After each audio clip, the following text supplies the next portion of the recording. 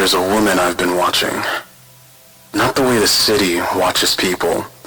Cameras and clearance flags and behavioral scoring. The way you watch someone when you recognize something in them you can't quite name yet. Her name is Sera. She works in Sector 1. She's a mid-level security manager. Not the people who design the surveillance, not the people who run it, the people in between, who keep the machine maintained and are kept just informed enough to do their jobs and just uninformed enough to sleep at night. She's working at transfer, prosthetic sales, acquisition department, which means she's trying to move from the part of the system that watches people to the part of the system that sells them back pieces of themselves.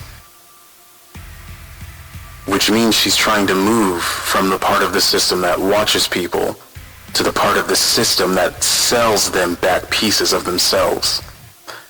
And I don't say that with contempt for her. I say it because the city is very good at making upward mobility feel like freedom. She could live in Sector 3. Her clearance allows it. The salary supports it. The career trajectory practically demands it. But she lives in 6. And I asked around about why. Nobody really knew. She doesn't have close friends, acquaintances mostly, people who know her name and her job title and not much else. I think I know why she stays. Not because she's noble, not because she's making a political statement about the outer ring, because Sector 3 would require her to become something she's not sure she is yet. And Sector 6 is close enough to the center to feel like she made it, and far enough from it to still have an excuse for why she hasn't arrived.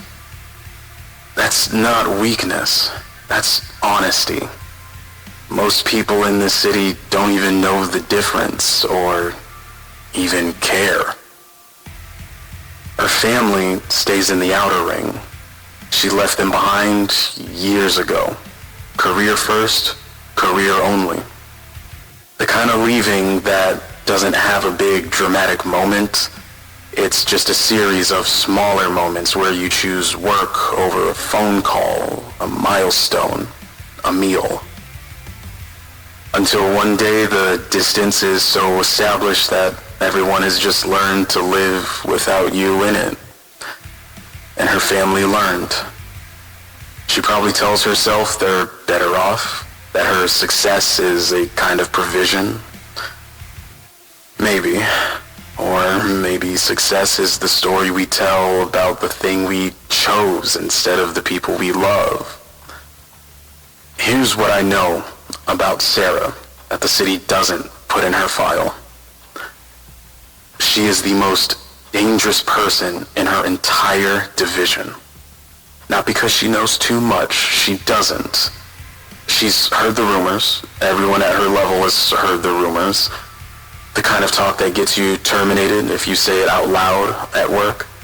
She knows better than to say it out loud. But here's the thing about a person who has spent years keeping everyone at arm's length. They watch. They listen. They notice things. And a person who notices things and has nothing left to lose socially is a very specific kind of free. She doesn't know what she is yet, but something in that building she works in, something she sees every day and files away on that quiet, observant mind of hers, is going to matter.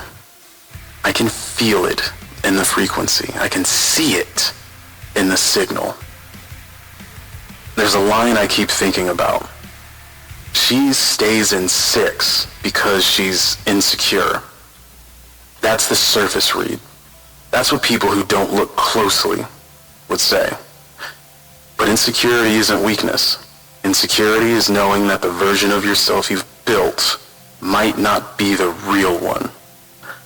And that knowing, that specific, uncomfortable 3 a.m. knowing, is the beginning of everything.